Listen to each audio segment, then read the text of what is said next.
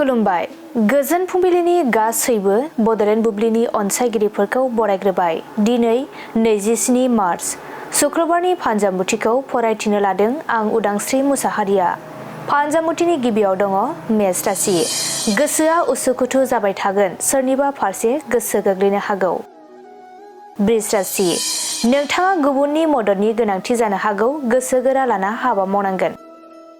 मिथुन राशि। गोबां रांखावरि खहा जानो हागौ, नखराव गिदिर जेंना सोमजिगोन। कर्कट राशि। गोबावनिफ्राय आसा खालामनाय थांखिया जाफुंसारगोन, गोसोआ रंजाखांगोन। सिंह राशि। नखरनि धोन दौलतआ जामलांनो हागौ, नखराव गाज्रि नोजोर नांगोन। कन्या राशि। रां आरजिना लानो मोजां सान, गावनि नांगौ मुवाखौ सोरजिना लानो हागोन।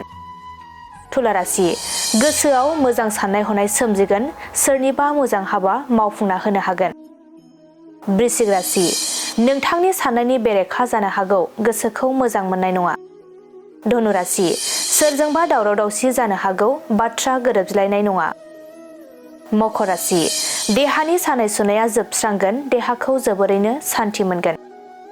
कुम्भ राशि। नखरनि थुलुंगानाया सिगां फारसे आवगायनो गोहो होगोन, गोजौ फारसे दावगालांनो हागोन। मीन राशि। सोलोंथाइ बिथिङाव हेंथा सोमजिनो हागौ, गोसोखौ जोबोरैनो दुखु मोनगोन। दिनै सानसेनि राशि फरायथिनायाबो एसेनोसै। आसा खालामो नोंथांनि दिनैनि साना मोजाङै मोजां थांगोन, बेखौ बड'लेण्ड बुब्लि नखरनिफ्राय मिजिंथिबाय। गोजोन्थों।